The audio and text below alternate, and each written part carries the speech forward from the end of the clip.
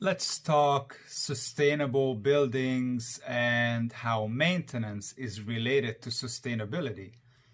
Good maintenance practices are, much closer to sustainability than you think. For example, let's say we made the initial investment and installed a reflective roof or solar panels on our commercial building. That's good. We received the green building credits, we help the environment, and we also help to reduce energy consumption. Job well done.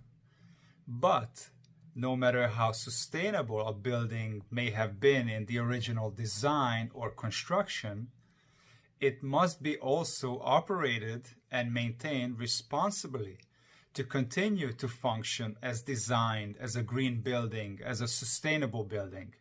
The kicker is, by maintaining and extending the service life of any roof, not just a green roof, it will need to be replaced less often. Therefore, fewer raw materials are produced and less waste is generated going into the landfills.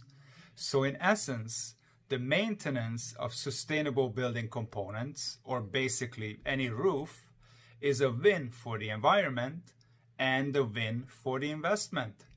Something to think about.